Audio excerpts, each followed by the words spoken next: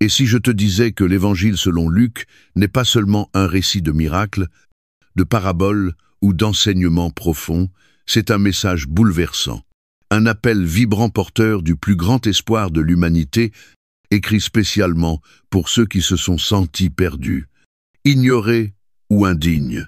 C'est l'histoire d'un sauveur qui n'est pas venu pour élever les justes, mais qui a recherché les cœurs brisés, les oubliés, les exclus, et les a appelés par leur nom.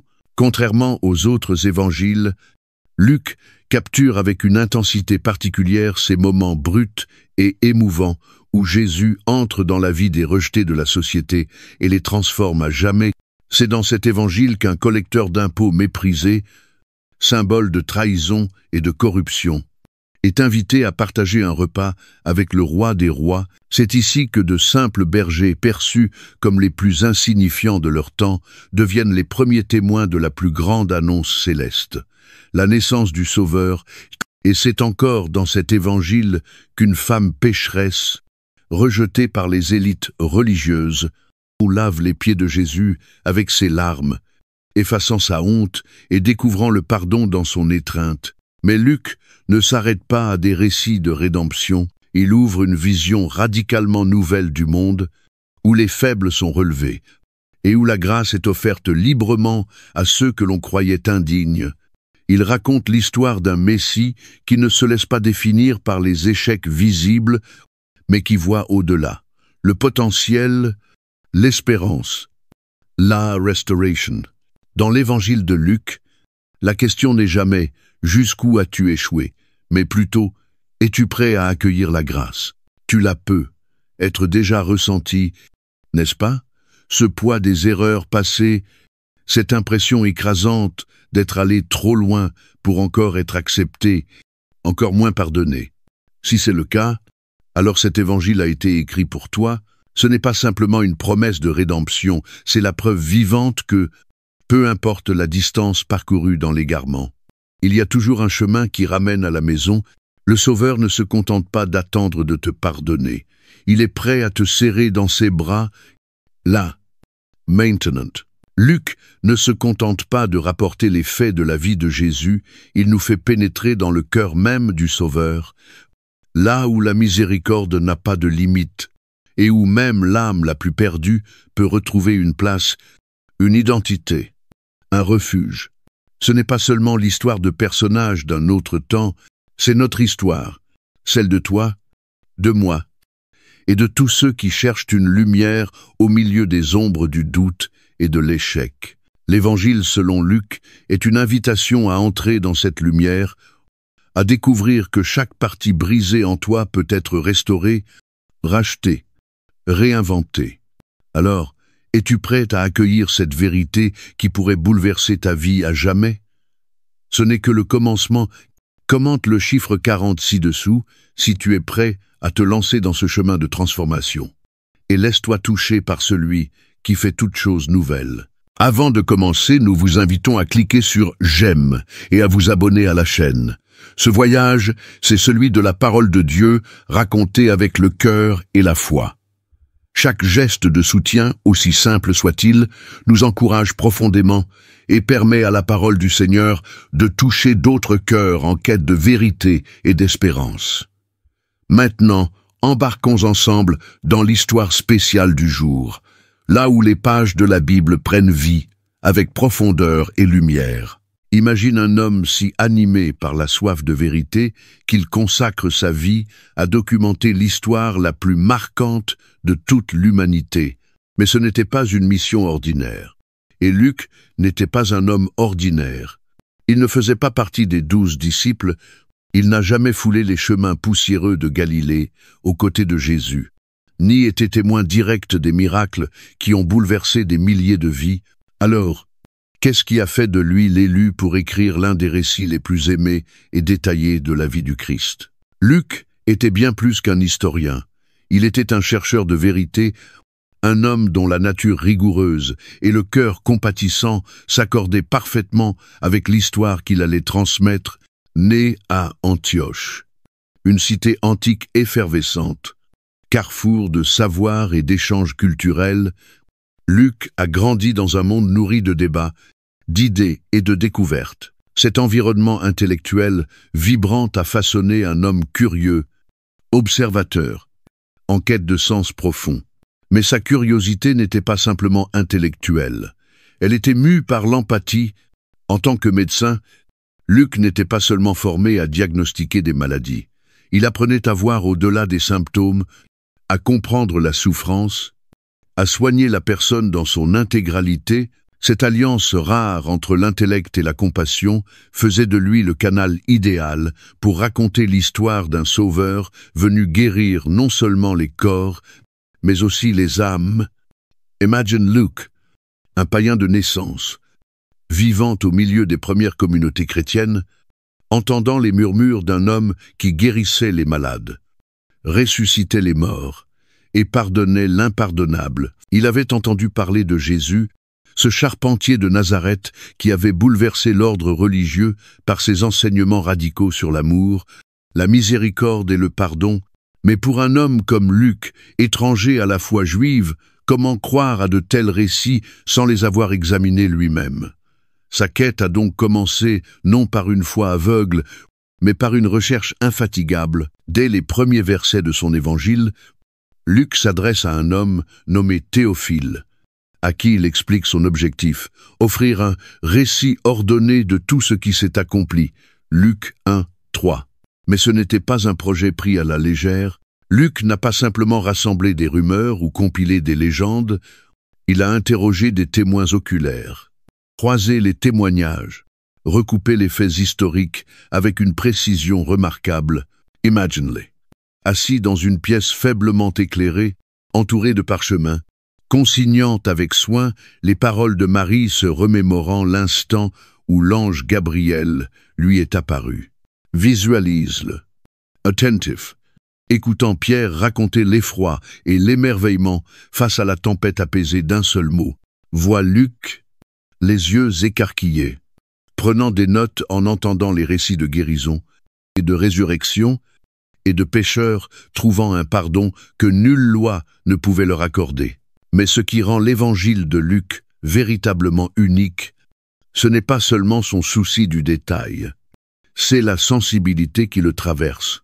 Luc n'écrivait pas depuis la perspective d'un témoin direct des miracles, mais en tant qu'homme ayant fait lui-même l'expérience de la grâce. En tant que médecin, il avait sans doute passé une grande partie de sa vie à soigner les brisés, les exclus, les malades, les oubliés. Il avait vu la souffrance dans les corps et dans les âmes, souvent abandonnés par une société indifférente.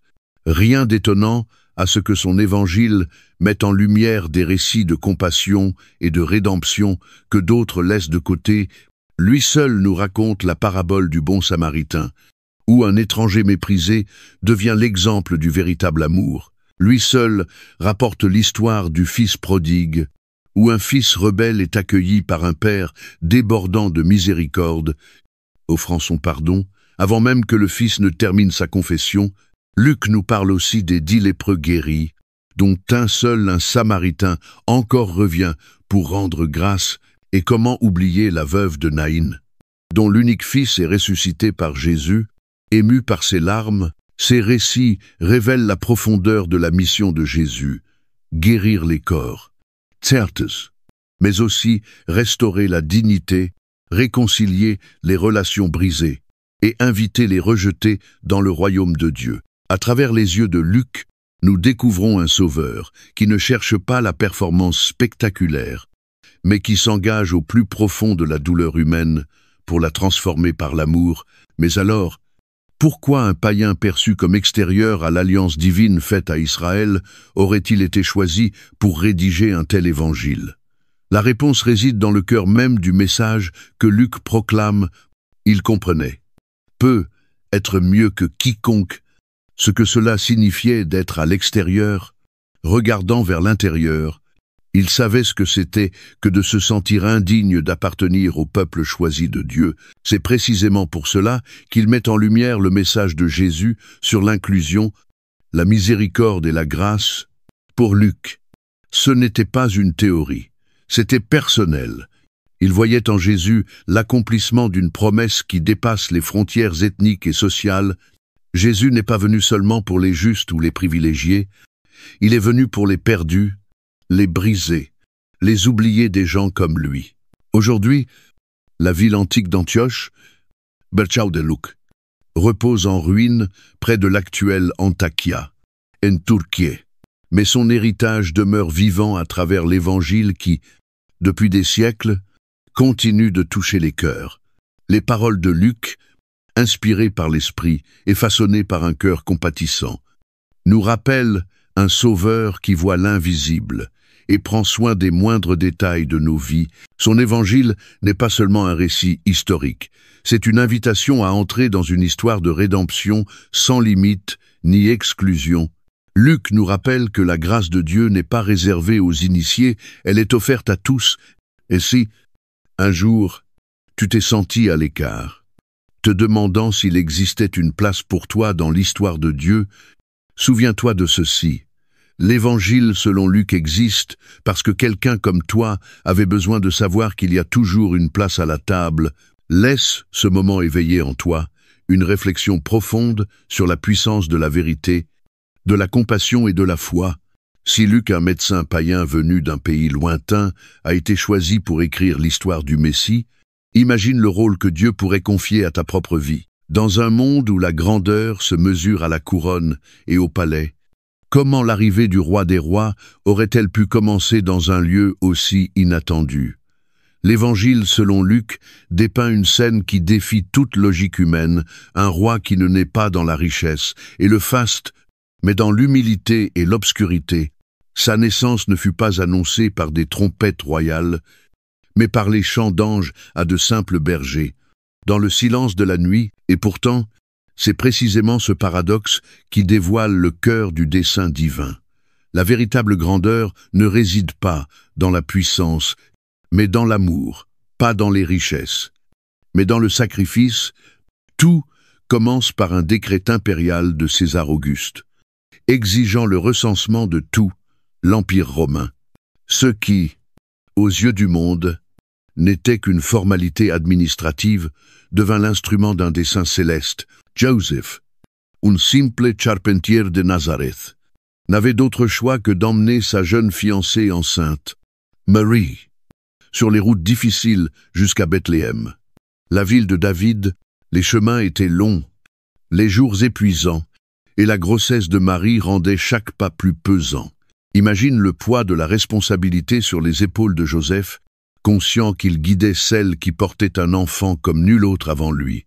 À leur arrivée à Bethléem, la ville débordait de voyageurs, toutes les auberges étaient pleines, chaque recoin où ils auraient pu espérer trouver refuge était occupé, refus après refus. L'espoir de Joseph de trouver un endroit sûr pour Marie s'amenuisait jusqu'à ce qu'enfin, on leur propose une étable, un lieu destiné aux bêtes, et non à une femme sur le point d'accoucher. À cet instant, le grand plan du ciel vint embrasser la simplicité de la terre. Marie, choisie par Dieu pour enfanter le Sauveur du monde, donna naissance dans un décor que personne n'aurait imaginé pour un roi. Elle l'enveloppa de l'ange, le coucha dans une mangeoire, un abreuvoir pour animaux, et contempla son fils nouveau-né. Peux-tu imaginer ce qui traversait son esprit? Était-elle submergée par le poids des prophéties désormais incarnées dans ses bras? Se demandait-elle en silence comment cet enfant si petit, si vulnérable, pourrait être celui qui sauvera le monde? Mais cette naissance ne devait pas rester cachée dans le silence de la nuit, tandis que la majorité de Bethléem dormait, inconsciente du miracle qui venait d'avoir lieu. Le ciel, l'œil, ne pouvait garder le silence, non loin de là. Des bergers montaient la garde sur leurs troupeaux. Pour le monde, ces hommes n'étaient rien pauvres, sans instruction, mais prêchés. Mais pour Dieu, ils étaient l'auditoire idéal pour recevoir l'annonce la plus importante de l'histoire. Soudain, une lumière éclatante fendit le ciel, et un ange apparut devant eux, saisis de frayeur, leur cœur battant à tout rompre. Ils furent enveloppés par la gloire divine, mais les premières paroles de l'ange ne furent ni des reproches, ni des jugements, mais des paroles de paix. N'ayez pas peur. Je vous annonce une bonne nouvelle, qui sera une grande joie pour tout le peuple. Aujourd'hui, dans la ville de David, il vous est né un sauveur, qui est le Christ, le Seigneur. Et voici le signe qui vous est donné. Vous trouverez un nouveau-né emmailloté et couché dans une mangeoire. Luc 2, 10-12. Avant même qu'ils puissent assimiler ce message, le ciel tout entier s'embrasa de louanges. Une multitude d'êtres célestes proclamait « Gloire à Dieu au plus haut des cieux, et paix sur la terre aux hommes qu'il aime. » Luc 2, 14. Cheeseburgers, relégués aux marges de la société, se retrouvèrent soudain au cœur d'une révélation divine. Sans hésiter, ils laissèrent leurs troupeaux et coururent à travers les rues obscures de Bethléem, portés par une ferveur nouvelle. Et ce qu'ils trouvèrent correspondait exactement à ce que l'ange leur avait annoncé. Dans une humble étable, ils virent Joseph, Marie, et le bébé couché dans une mangeoire. En contemplant l'enfant, un émerveillement sacré les saisit. Le roi des rois, le Messie tant attendu, était là non entouré de dignitaires. Mais du gens simples, leurs yeux s'emplirent sans doute de larmes, tandis que leur cœur reconnaissait l'accomplissement d'une promesse faite depuis des siècles. Leur crainte s'évanouit, remplacée par une joie débordante, impossible à contenir. Devenus ainsi les premiers évangélistes, les bergers répandirent la nouvelle dans tout Bethléem, racontant à quiconque voulait entendre le message angélique et le miracle auquel ils avaient assisté. Beaucoup s'émerveillèrent. Mais c'est Marie qui, silencieusement, conservait ces événements précieux dans son cœur. Peu être repensait-elle aux paroles de l'ange Gabriel. « Tu concevras et tu enfanteras un fils. Tu lui donneras le nom de Jésus. Il sera grand et sera appelé Fils du Très-Haut. » Luc 1, 30 et 1, 32. Et voilà que ces paroles prenaient vie sous ses yeux. La naissance de Jésus, telle que Luc la rapporte, est un tissage d'opposition. La gloire divine enveloppée dans la fragilité humaine, la toute-puissance éternelle couchée dans une mangeoire, le Créateur de l'univers n'a pas choisi un palais ni une cérémonie royale pour faire son entrée. Il a choisi l'humilité. Il a choisi de naître parmi les oubliés et les méprisés. Et il a choisi de révéler cet instant aux bergers et non aux rois. Pourquoi? Parce que dès le commencement, sa mission était claire. Il est venu pour les humbles, les pauvres, les brisés, les perdus. Le fait que les premiers témoins de la naissance du Sauveur aient été bergers n'est pas un hasard, c'est une déclaration du cœur de Dieu. Personne n'est trop insignifiant pour faire partie de son dessein. La nativité n'est pas qu'un événement historique, c'est une invitation à croire que la puissance de Dieu se manifeste dans la faiblesse et que son amour descend jusque dans les lieux les plus ordinaires de notre vie pour y opérer des transformations extraordinaires. T'es-tu déjà demandé pourquoi Dieu a choisi de révéler la naissance de son Fils dans un cadre si humble, à des gens si modestes? C'est parce que son royaume renverse nos attentes humaines. Dans le récit de Luc, nous sommes rappelés que la vraie grandeur ne se trouve pas dans le pouvoir terrestre, mais dans l'amour sacrificiel. Et lorsque les bergers retournèrent auprès de leurs troupeaux cette nuit-là, louant Dieu pour tout ce qu'ils avaient vu et entendu, ils portaient avec eux un message qui résonne encore aujourd'hui. Le Sauveur est venu pour nous tous, peu importe à quel point nous pouvons nous sentir invisibles. Peu être qu'au cœur de cette humilité resplendissante, il t'est aussi donné de comprendre que ton propre lieu de fragilité peut devenir le théâtre d'un miracle. Laisse cette histoire t'inviter à accueillir la lumière de celui qui a choisi la crèche pour révéler le ciel. Toute grande histoire a un commencement, et même la vie la plus extraordinaire, celle de Jésus-Christ, a débuté dans le rythme discret d'une croissance humaine ordinaire. Pourtant, derrière la simplicité apparente de son enfance, se dessinaient déjà les contours d'un destin profond. L'Évangile selon Luc ne nous livre que peu de détails sur les premières années de Jésus, mais les instants qu'il choisit de rapporter sont chargés de profondeur spirituelle et de signification. Dès le départ, Luc nous montre que la vie de Jésus est guidée par la volonté de son Père, et que, même enfant, sa mission commençait déjà à se révéler. Le premier moment marquant de son enfance se produit lorsque Joseph et Marie l'amènent au temple de Jérusalem, conformément à la coutume réservée à tout premier-né. Mais cet acte n'était pas une simple formalité religieuse, c'était l'accomplissement sacré d'une promesse divine. En entrant dans le temple, il rencontre un homme âgé nommé Siméon, juste et pieux, qui attendait depuis longtemps ce jour. L'Esprit Saint lui avait révélé qu'il ne mourrait pas avant d'avoir vu le Messie.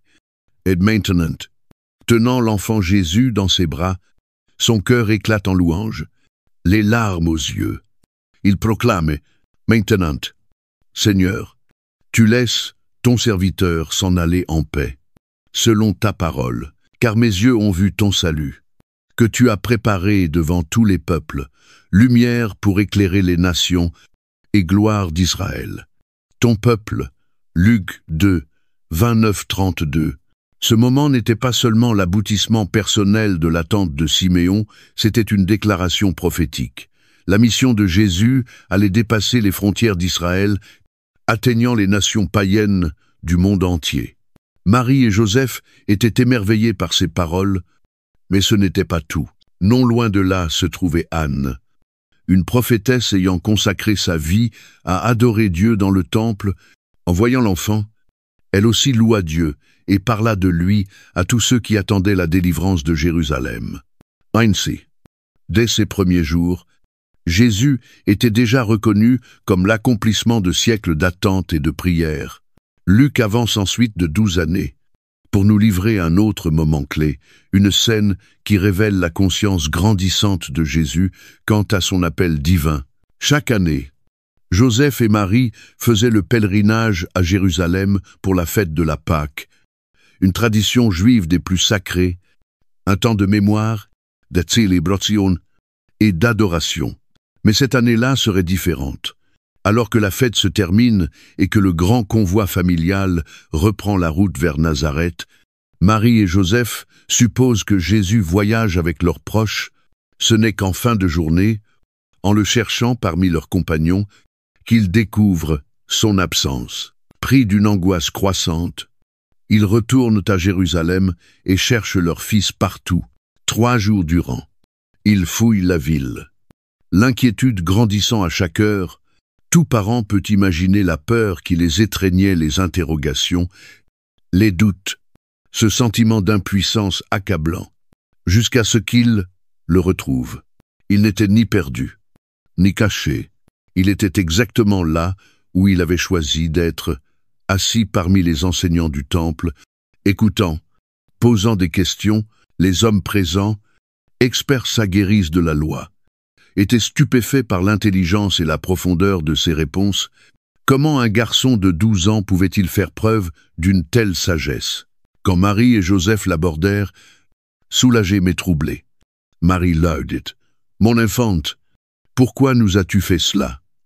Ton père et moi, nous te cherchions. » Angoissés, Luc 2, 48, et Jésus répondit, sans révolte, mais avec une lucidité désarmante. « Pourquoi me cherchiez-vous? Ne saviez-vous pas qu'il me faut être chez mon Père » Luc 2, 49. Ces paroles, prononcées par un enfant, révèlent une vérité saisissante. Jésus savait déjà qui il était et quel était son but. Il n'était pas simplement le fils du charpentier, il était le Fils de Dieu. Et sa vie était intimement liée à la mission de son Père céleste. Pourtant, malgré cette conscience divine, il ne rejette pas les responsabilités terrestres. Après cet épisode, il retourne à Nazareth avec ses parents et leur obéit. Luc conclut cette période par une phrase aussi simple que profonde. Jésus grandissait en sagesse, en stature, et en grâce devant Dieu et devant les hommes. Luc 2, 52. Cette phrase contient un monde de sens. Elle nous dit que Jésus a connu la croissance humaine comme chacun de nous. Il a appris par l'expérience, œuvré aux côtés de son Père terrestre et mûri en sagesse en affrontant les défis du quotidien.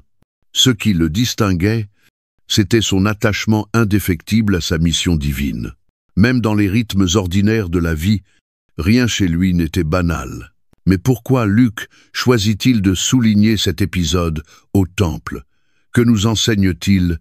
Au-delà du fait que Jésus était un enfant exceptionnel, il nous rappelle que la croissance spirituelle n'est pas instantanée, elle est un cheminement. Même pour le Fils de Dieu, le temps passé à Nazareth n'était pas une attente passive, c'était un temps de préparation où Jésus apprit l'obéissance, la discipline, l'humilité des vertus qui allaient façonner son ministère. Il ne restait pas dans l'ombre en attendant que le moment arrive. Il se préparait activement à accomplir sa mission. Ce moment nous invite aussi à réfléchir à nos propres saisons de formation. Tout comme Jésus s'est soumis au processus de croissance, nous sommes, nous aussi, appelés à accueillir les temps cachés de notre vie, conscients qu'ils font partie du dessein plus vaste de Dieu. Combien de fois cherchons-nous à fuir ces périodes, pressés de passer à l'étape suivante, sans réaliser que Dieu est en train de nous façonner à travers chaque expérience, chaque relation, chaque défi? De plus, la réponse de Jésus à ses parents nous enseigne la priorité des choses spirituelles. Même enfant, il plaçait la volonté de son Père au-dessus de tout.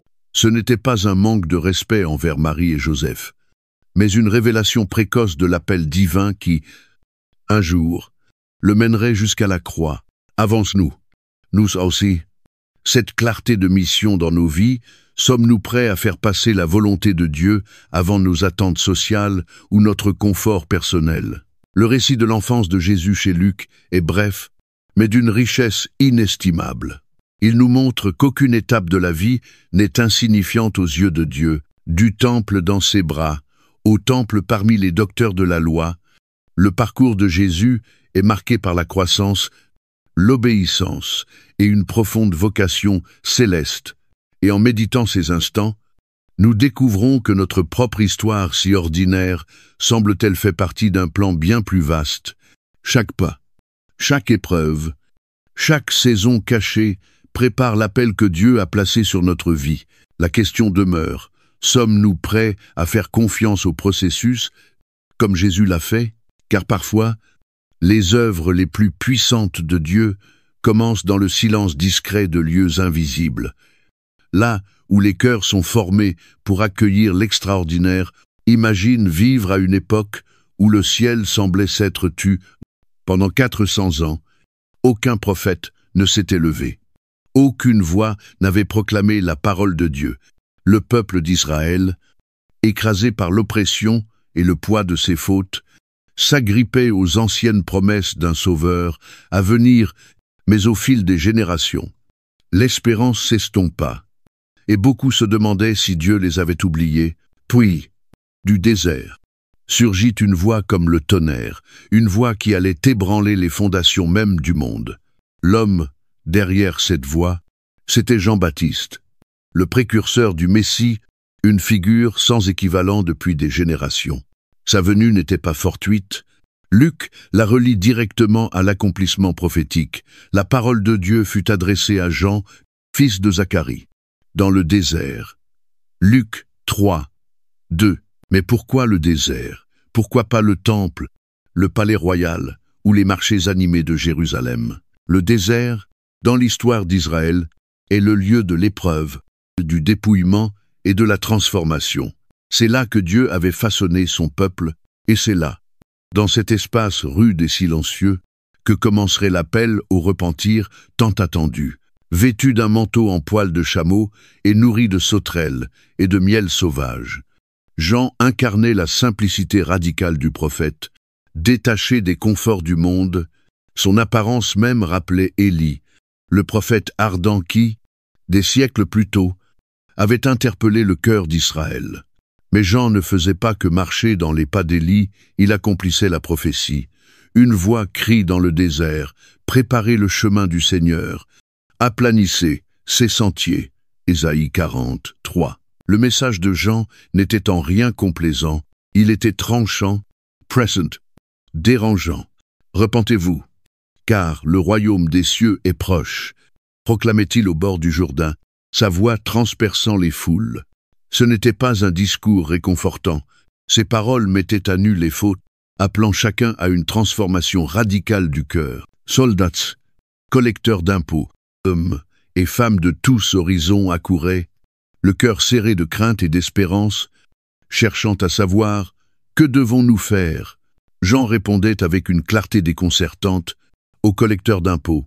N'exigez rien de plus que ce qui vous a été ordonné. Luc 3, 13. Aux soldats, ne faites violence à personne. Ne dénoncez personne à tort.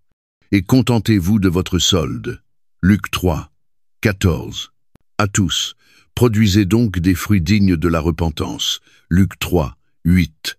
Le repentir, pour Jean, ne se résumait pas à des rites ou à des mots. Il exigeait un changement réel. Visible, profound. Ce n'était pas un spectacle religieux, mais un engagement de vie nouvelle. Cependant, Jean n'a jamais cherché la gloire pour lui-même. Il savait que sa mission n'était que préparatoire. « Moi, je vous baptise d'eau, disait-il, mais il vient, celui qui est plus puissant que moi, et je ne suis pas digne de délier la courroie de ses sandales. Oui, il vous baptisera du Saint-Esprit et de feu. » Luc 3, 16. Ces mots sont empreints d'humilité et de révérence. Jean comprenait parfaitement. Son rôle était d'ouvrir la voie, pas de prendre la lumière. Le vrai baptême viendrait de celui qui purifie non seulement le corps, mais le cœur, par l'esprit et la puissance. Mais plus sa popularité grandissait, plus les tensions s'intensifiaient. Son appel au repentir ne s'adressait pas seulement aux pécheurs ordinaires, mais aussi aux puissants, aux corrompus, jusqu'aux plus hauts responsables. Lorsque le roi Hérode prit la femme de son frère comme épouse, Jean n'hésita pas. Il dénonça ce péché ouvertement, sans craindre les conséquences. Ce courage lui coûta cher. Il fut arrêté ou jeté en prison, et réduit au silence par le pouvoir qu'il avait osé confronter, et pourtant, même emprisonné, sa voix résonnait encore dans les cœurs. Son appel à la repentance avait semé une graine qui allait éclore avec le commencement du ministère du Messie. Jean avait accompli sa mission, préparer les cœurs à recevoir celui qui apporterait la rédemption véritable. Il ne cherchait ni reconnaissance, ni honneur. Il voulait seulement diriger tous les regards vers Jésus, l'agneau de Dieu qui ôte le péché du monde. Mais la vie de Jean pose une question directe à chacun de nous. Que signifie préparer le chemin pour Jésus dans nos propres vies? Comme Jean a dégagé la route pour la venue du Christ, nous sommes appelés à ôter les obstacles de notre cœur, le péché, l'orgueil, la tiédeur qui empêche l'œuvre de Dieu en nous. Sommes-nous prêts à affronter les vérités inconfortables, à nous repentir non seulement en paroles, mais par des actes visibles de transformation? Jean nous montre que la repentance, loin d'être un fardeau, est le premier pas vers la liberté. À travers Jean, Luc nous révèle une vérité fondamentale. La repentance n'est pas une condamnation, c'est une espérance, c'est la porte par laquelle nous recevons la miséricorde et la grâce de Dieu. Se repentir, ce n'est pas être rejeté, c'est être invité à recommencer. Le baptême de Jean au Jourdain symbolisait ce nettoyage, mais n'était qu'un avant-goût de la purification plus profonde que Jésus allait offrir, car en Christ. Se détourner du péché, c'est surtout se tourner vers un Sauveur qui nous tend les bras. Le courage de Jean, qui a osé dénoncer le mal au prix de sa liberté, nous rappelle que suivre le Christ demande parfois audace et sacrifice, mais sa fidélité nous enseigne aussi que toute obéissance, même silencieuse, a du poids dans le plan de Dieu. Jean n'a pas vu l'aboutissement de son œuvre, mais sans lui, bien des cœurs n'auraient pas été prêts à accueillir le Sauveur. Aujourd'hui encore, la voix de Jean traverse les siècles pour nous appeler à examiner nos vies et à préparer nos cœurs. Elle nous rappelle que la repentance n'est pas un acte isolé, mais une disposition quotidienne de l'âme, faite d'humilité et d'abandon. Et lorsque nous répondons à cet appel, Nous entrons nous aussi dans cette mission sacrée. Ouvrir la voie pour que le Christ transforme nos vies et le monde autour de nous. Car tout comme le désert fut le lieu où Jean prépara le chemin pour Jésus, nos propres déserts, ces saisons arides et silencieuses, peuvent devenir les lieux mêmes où Dieu accomplit ses œuvres les plus puissantes. Si nous lui laissons la place, juste après que les cieux se furent ouverts, et que la voix du Père déclara « Tu es mon Fils bien-aimé. En toi j'ai mis toute mon affection. » Luc 3, 22. L'Esprit ne mena pas Jésus vers un trône ou un lieu de repos, il le conduisit dans le désert. Là, pendant 40 jours et 40 nuits, Jésus allait affronter la faim, la solitude et les attaques implacables de la tentation. Ce n'était pas simplement une épreuve physique, c'était un affrontement spirituel.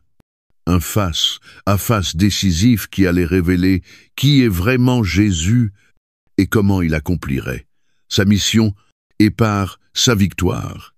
Il allait tracer un chemin pour que nous aussi, nous puissions triompher dans nos propres combats. Le désert n'était pas un cadre anodin, c'était un lieu de désolation, une terre rude et impitoyable, brûlante le jour, glaciale la nuit, mais au-delà de sa dureté physique, il symbolisait un lieu d'épreuve, tout comme Israël avait été testé 40 ans dans le désert. Jésus allait l'être pendant 40 jours de jeûne. L'enjeu était immense. S'il échouait, l'espoir de l'humanité s'éteignait, mais s'il triomphait, la voie du salut s'ouvrait, affaibli par le jeûne. Le corps épuisé, Jésus sentit la faim le tenailler. C'est dans cet état de vulnérabilité que Satan choisit d'apparaître, guettant le moment propice pour frapper. La première tentation semblait simple, presque logique. Si tu es le Fils de Dieu, ordonne à cette pierre qu'elle devienne du pain. Luc 4, 3. Après tout, Jésus avait faim.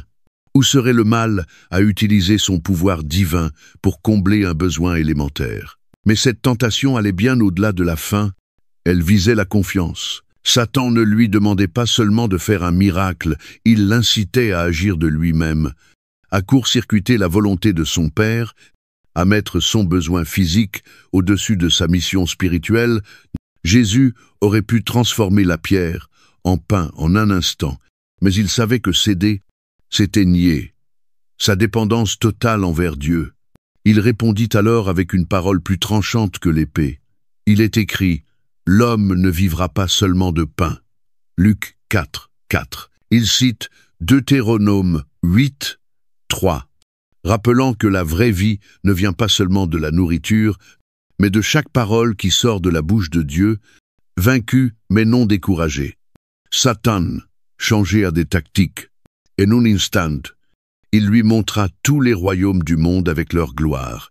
L'offre était séduisante. Je te donnerai toute cette puissance et la gloire de ces royaumes, car elle m'a été donnée, et je la donne à qui je veux. Si donc tu te prosternes devant moi, elle sera toute à toi. Luc 4, 6, 7.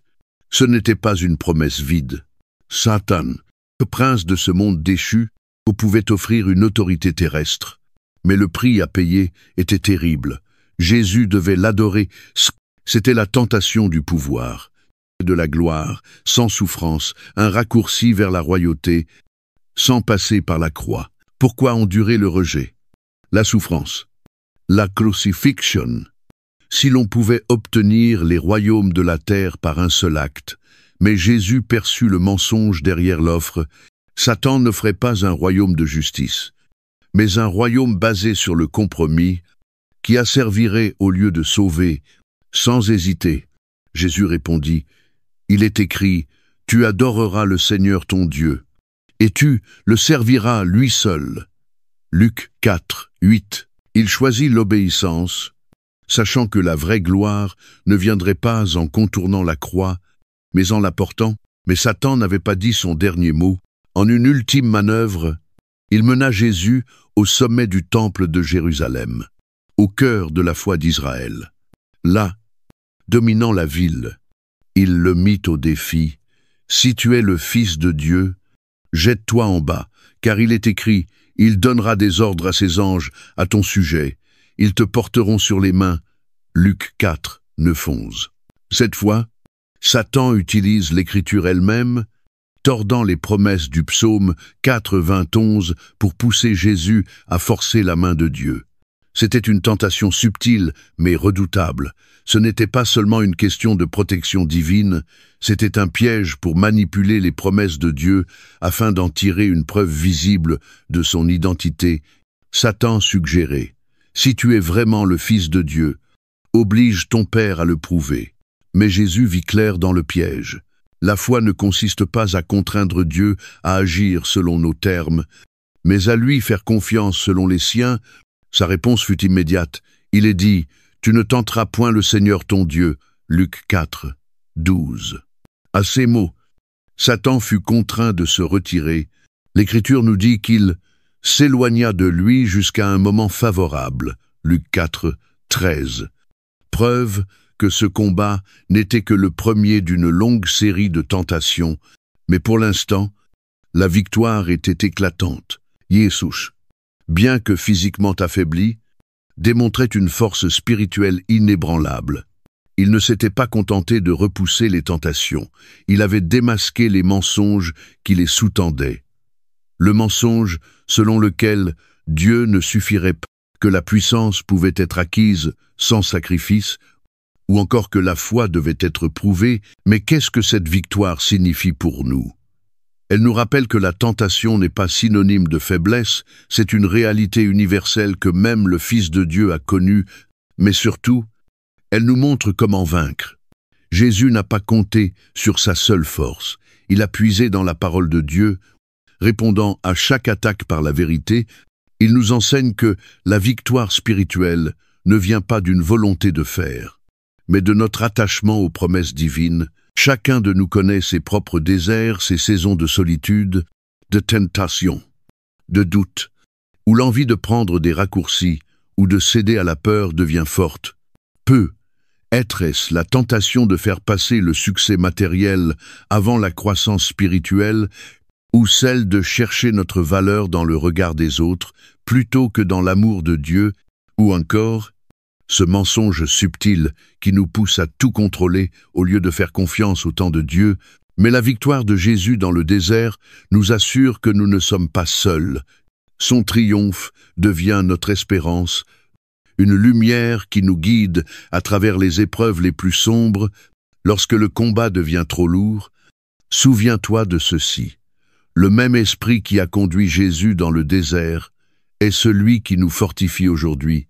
Et le même Dieu qui l'a soutenu pendant 40 jours d'épreuve est celui qui nous promet d'être notre force.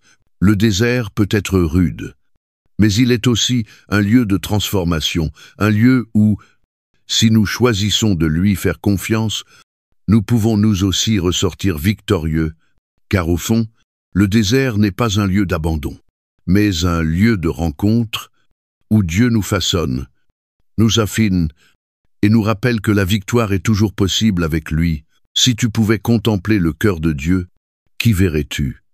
L'Évangile selon Luc répond à cette question non par de grandes déclarations, mais à travers des histoires, des paraboles d'apparence simple, mais qui contiennent la profondeur insondable de l'amour, de la miséricorde et du pardon divin. Ces récits ne sont pas de simples leçons de morale, ils sont des fenêtres ouvertes sur le royaume des cieux, où la miséricorde défie la logique humaine, et où le pardon ne connaît aucune limite. Deux des paraboles les plus puissantes que nous rapporte Luc, celle du bon samaritain et celle du fils prodigue, révèlent un amour radical qui bouleverse notre regard sur les autres et sur nous-mêmes. Imagine une route longue et solitaire, sinuant entre Jérusalem et Jéricho, connue pour sa dangerosité. Un homme, voyageant seul, est attaqué, dépouillé, battu et laissé pour mort au bord du chemin. Alors que sa vie ne tient plus qu'à un fil, l'espoir semble renaître lorsqu'un prêtre passe par là. Mais il détourne les yeux et traverse de l'autre côté. Vient ensuite un lévite, un autre représentant du culte, tout censé incarner la compassion, mais lui aussi ignore la souffrance de l'homme blessé. Puis surgit l'impensable, un Samaritain, aux oreilles juives du temps. Les Samaritains étaient des hérétiques, des ennemis, des exclus. Et pourtant, c'est lui qui s'arrête. Il s'approche, panse les plaies, verse de l'huile et du vin pour apaiser la douleur. Il le hisse sur sa propre monture, le conduit à une auberge, paie pour ses soins, et promet de régler tout supplément à son retour. C'est la miséricorde incarnée, une compassion qui traverse les barrières, renverse les normes sociales et exige un sacrifice personnel. Et Jésus, après ce récit, pose une question qui retourne les attentes. Lequel des trois te semble avoir été le prochain de celui qui était tombé aux mains des brigands? Luc 10, 36. La réponse est claire, mais bouleversante. Celui qui a exercé la miséricorde envers lui, par cette parabole, Jésus redéfinit ce qu'est un prochain. Ce n'est ni la proximité, ni la ressemblance qui font le lien, mais l'amour qui agit au-delà des différences et qui répond à la souffrance. Quelle qu'en soit l'origine, la miséricorde n'est pas sélective, elle est sans frontières. Mais Luc ne s'arrête pas là. Il nous emmène encore plus loin dans le mystère du cœur de Dieu, avec la parabole du Fils, prodigue une histoire qui touche toute âme. S'étant un jour senti indigne de pardon, un jeune homme réclame son héritage du vivant de son père, un acte de mépris scandaleux. Dans la culture juive, cela équivalait à dire « je te préfère mort », avec sa part en poche. Il quitte la maison et gaspille tout dans une vie de débauche et d'excès. Il fait la fête, dilapide, court après les plaisirs, jusqu'à tout perdre, ruiné et seul. Il se retrouve gardien de porcs. Envieux de leur nourriture, situation abjecte pour un juif, les porcs étant considérés comme impurs, au fond du désespoir, il revient à lui-même. « Je me lèverai, j'irai vers mon Père, et je lui dirai, « Père, j'ai péché contre le ciel et contre toi. Je ne suis plus digne d'être appelé ton fils. Traite-moi comme l'un de tes serviteurs. » Luc 15, 18-9. Honteux, il entreprend le retour, répétant son discours de repentance, mais ce qui suit défie toute attente. Le Père ne l'attend pas. Immobile et distant. Non, alors que le Fils est encore loin, il le voit et court à sa rencontre, un geste inouï pour un homme âgé et respecté. Le cœur débordant d'émotion, il l'enlace, l'interrompt même avant qu'il n'achève sa confession. « Vite, apportez la plus belle robe, mettez-lui une bague au doigt, tuez le veau gras, mangeons et réjouissons-nous, car mon fils que voici était mort, et il est revenu à la vie, il était perdu, et il est retrouvé. » Luc 15, 22-24. La réponse du Père est excessive, presque déraisonnable. Au lieu d'une punition, une fête. Au lieu d'un reproche, une accolade. C'est là que le cœur de Dieu se révèle, un Père qui ne se contente pas de pardonner, mais qui restaure, qui ne se contente pas d'accueillir, mais qui honore celui qui revient. Aucune faute n'est trop grave, aucune distance trop grande pour sa miséricorde, mais l'histoire ne s'arrête pas là. Le fils aîné, resté fidèle à la maison, entend la fête et se met en colère. Il confronte son père. « Voilà tant d'années que je te sers, et jamais tu ne m'as donné un chevreau pour que je fête avec mes amis. » Luc 15, 29. Ces paroles trahissent une blessure plus profonde. Bien qu'il soit resté physiquement proche, son cœur était éloigné. Il ne comprend pas cette grâce qui ne se mérite pas. Il croit que l'amour se gagne. Et nous, combien de fois tenons-nous le rôle de ce frère aîné, amer lorsque d'autres reçoivent une grâce que nous jugeons imméritée? Jésus nous interpelle. Sommes-nous prompts à juger ou lents à pardonner? Ou sommes-nous prêts à entrer dans la fête, à célébrer la rédemption, sachant que la miséricorde divine n'a pas de limite ni de quota? Par ces paraboles, Luc nous lance un défi. Pouvons-nous voir les autres à travers le regard de la miséricorde de Dieu? Pouvons-nous être ce bon Samaritain qui s'arrête sans hésiter pour secourir? Pouvons-nous être comme ce Père courant vers ceux qui nous ont blessés? Et sommes-nous capables d'abandonner l'amertume du Fils aîné pour nous réjouir du retour des perdus? Les paraboles de Luc ne sont pas de simples récits. Elles sont une invitation à l'action. Elles nous rappellent que la miséricorde de Dieu n'est pas réservée aux méritants, mais offerte à tous ceux qui la recherchent. Et de la même manière que nous la recevons, nous sommes appelés à l'étendre autour de nous, car dans le royaume de Dieu, la miséricorde est la monnaie de la guérison, du pardon, de la restauration, et lorsque nous l'embrassons pleinement, ce ne sont pas seulement les autres qui sont transformés, c'est aussi notre propre cœur qui devient neuf, libre, et vibrant d'un amour qui ne juge pas, mais qui sauve. Imagine-toi au cœur d'une foule en Judée au 1er siècle, alors que des rumeurs de miracles se répandent comme une traînée de poudre, des murmures parcourent les rues. Tu as entendu, les aveugles voient, les boiteux marchent, les morts revivent. Mais ces récits ne sont pas de simples spectacles extraordinaires.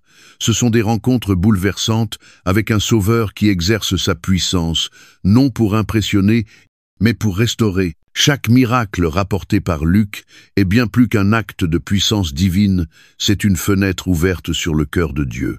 Là où l'autorité rencontre la compassion et où la miséricorde engendre la transformation, Luc, médecin de profession, possédait une sensibilité unique pour documenter ces miracles. Son œil attentif ne se limitait pas aux faits, mais captait aussi la portée émotionnelle et spirituelle de chaque scène. Pour lui, Jésus n'était pas simplement un guérisseur de corps, il était celui qui guérit les âmes, les relations, les vies entières. L'un des exemples les plus saisissants est l'histoire des 10 lépreux. Luc 17, 11-19. À l'époque, les lépreux étaient bannis de la société, condamnés à vivre en marge du monde, loin des regards et du contact humain. Leur maladie n'était pas seulement physique, elle était aussi sociale et spirituelle, un stigmate d'impureté, tandis que Jésus marche entre la Samarie et la Galilée, 10 lépreux, l'interpelle de loin. Jésus, Maître, aie pitié de nous, conscient des lois d'exclusion. Ils n'osent s'approcher. Mais Jésus n'a pas besoin de proximité physique pour agir. Il leur dit simplement « Allez vous montrer aux prêtres ». Luc 17, 14. Et tandis qu'ils obéissent, un miracle se produit. Leur peau se régénère, leurs corps sont restaurés. Imaginez la joie, l'émerveillement, les larmes, l'élan de liberté. Pourtant, un seul revient sur ses pas, un Samaritain. Jésus s'en étonne. Les 10 n'ont-ils pas été purifiés? Et les 9 autres, où sont-ils? Luc 17,17. Ce n'était pas seulement un moment de tristesse, c'était l'expression d'un désir profond, guérir au-delà du corps. Jusqu'à l'âme, ce Samaritain reconnaît la source de sa guérison. Lève-toi, ta foi t'a sauvé. Luc 17, 19. Lui dit Jésus, ce n'est pas seulement sa peau qui a été restaurée, c'est sa vie tout entière. Cette thématique de la guérison intérieure traverse tout l'évangile de Luc. L'un des récits les plus touchants est celui de la femme atteinte d'une perte de sang. Luc 8, 43-48. Depuis 12 ans, elle souffrait d'une maladie qui l'avait épuisée physiquement, ruinée financièrement et isolée socialement. Convaincue qu'un simple contact avec le manteau de Jésus suffirait, elle s'approche, discrètement, et touche son vêtement. Aussitôt, elle est guérie. Mais Jésus ne laisse pas le miracle dans l'ombre, il s'arrête et demande « Qui m'a touché ?» Tremblante. La femme se révèle, s'attendant à un reproche. Pourtant, Jésus l'élève par des paroles d'amour. « Ma fille, ta foi t'a sauvée.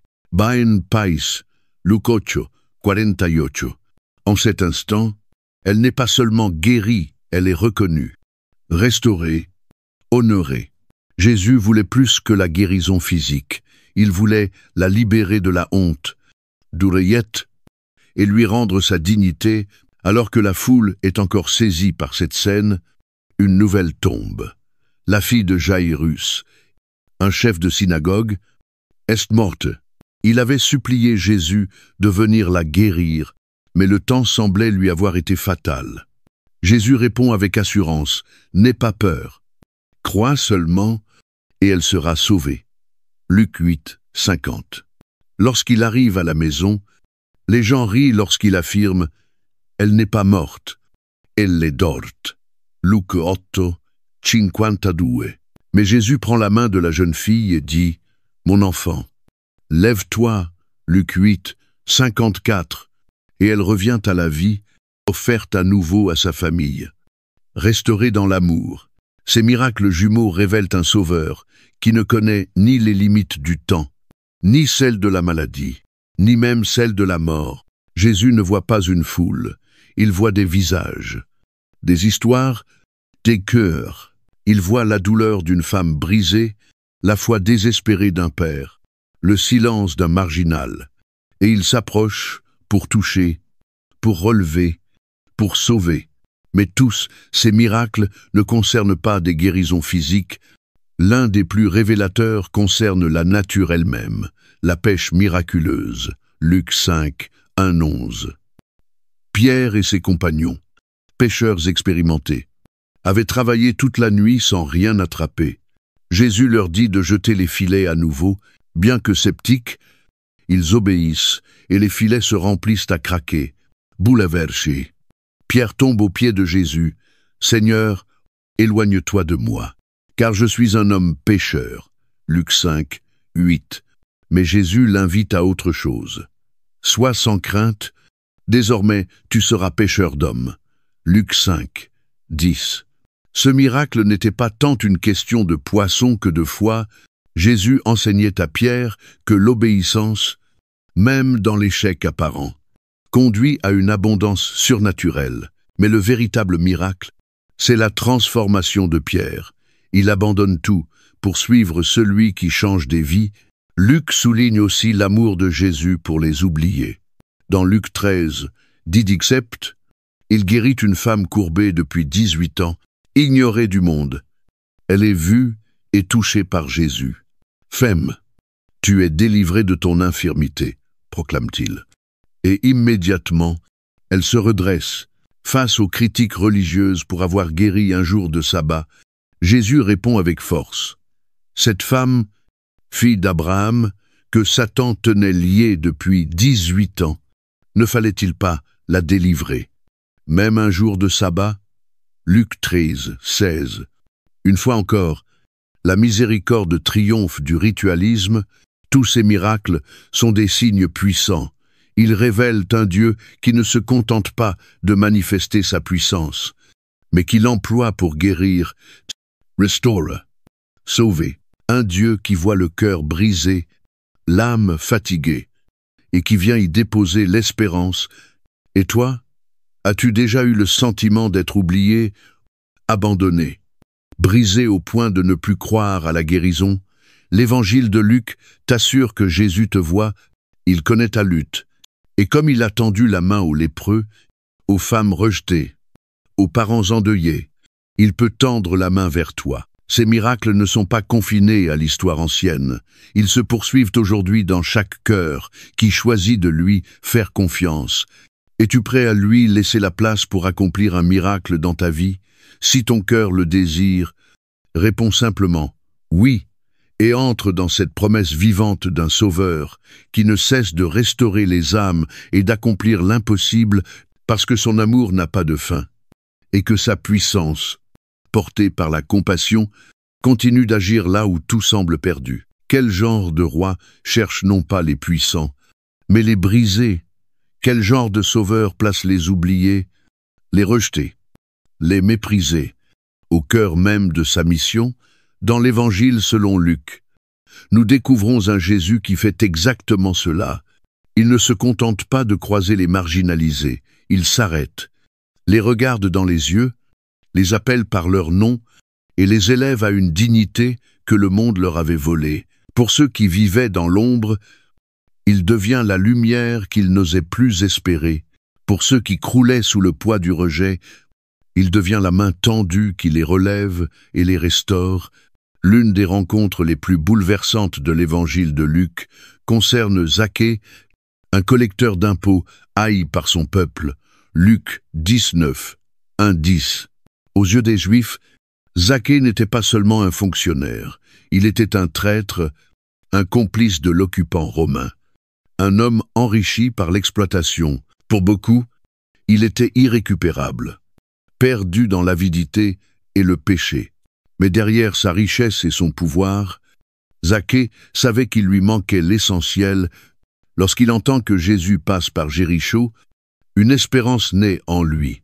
Il avait sans doute entendu les rumeurs, ce rabbi qui mangeait avec les pécheurs, guérissait les malades, pardonnait l'impardonnable. Mais étant de petite taille, et conscient que la foule ne le laisserait pas passer, il fait un geste audacieux et humiliant pour un homme de sa position. Il grimpe dans un sycomore, juste pour voir Jésus, et c'est là que tout bascule. Jésus passe, lève les yeux, et l'appelle par son nom, Zaché, descens vite, car il faut que je demeure aujourd'hui dans ta maison. Luc 19, 5. La foule s'indigne. Comment ce maître spirituel peut-il s'inviter chez un tel homme? Les murmures de condamnation emplissent l'air, mais Jésus ne cherche pas à plaire à l'opinion. Il cherche à sauver une âme, et Zaché comprend qu'il a été vu, non tel que le monde le perçoit, mais comme Dieu le voit, touché, bouleversé. Il s'écrie, « Seigneur, je donne aux pauvres la moitié de mes biens, et si j'ai fait tort à quelqu'un, je lui rends 4 fois plus. » Luc 19, 8.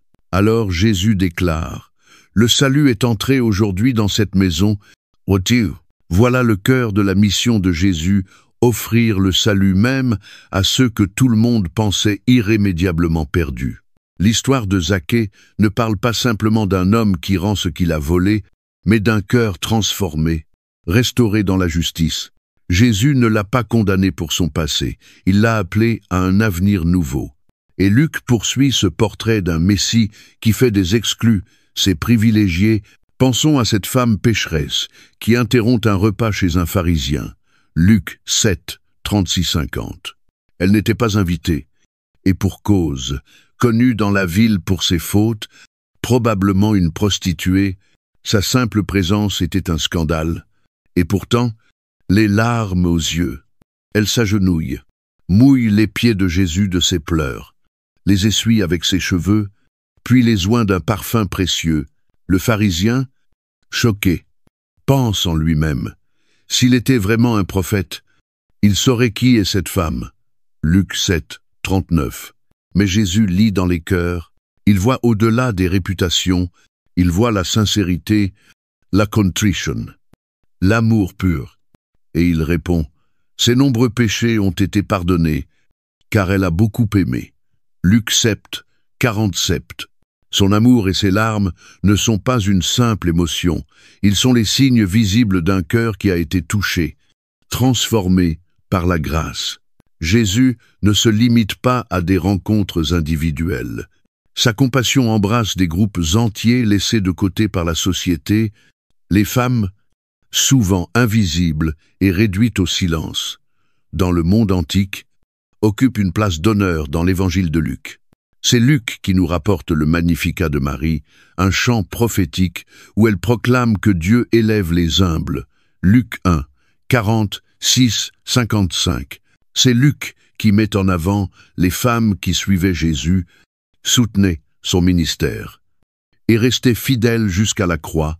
Et c'est encore Luc qui nous dit que ce sont elles, les premières, qui furent témoins de la résurrection, un honneur impensable dans une culture où leur témoignage n'avait guère de poids. Luc souligne aussi la prédilection de Jésus pour les pauvres. Dès le début de son ministère, dans la synagogue, Jésus lit le rouleau du prophète Ésaïe et affirme avec force, « L'Esprit du Seigneur est sur moi, car il m'a oint pour annoncer une bonne nouvelle aux pauvres, pour libérer les opprimés. » Luc 4, 18. Ce n'était pas un beau discours, c'était un engagement vécu dans chaque guérison, chaque repas partagé, chaque regard posé sur ceux que tous fuyaient. Sa compassion ne se contentait pas d'actes doux, elle était aussi provocante. Jésus défiait ouvertement les religieux qui méprisaient les impurs avec lesquels il s'asseyait. Il déclara: « Ce ne sont pas les bien portants qui ont besoin de médecins, mais les malades. Je ne suis pas venu appeler des justes, mais des pécheurs. » Luc 5, 30 et 1,32. En une phrase, il renversait les certitudes de ceux qui croyaient n'avoir besoin de rien, et il ouvrait la porte à ceux qui savaient leur besoin de pardon. Mais que signifie tout cela pour nous aujourd'hui? Le ministère de Jésus envers les exclus n'est pas qu'un souvenir, c'est un appel vibrant. Y a-t-il autour de nous des personnes que nous ignorons, jugeons ou évitons parce qu'elles ne correspondent pas à notre vision de ceux qui méritent la grâce? Si Jésus allait à la rencontre des collecteurs d'impôts, des prostituées, des pauvres, des lépreux, des Samaritains, ne sommes-nous pas appelés à faire de même?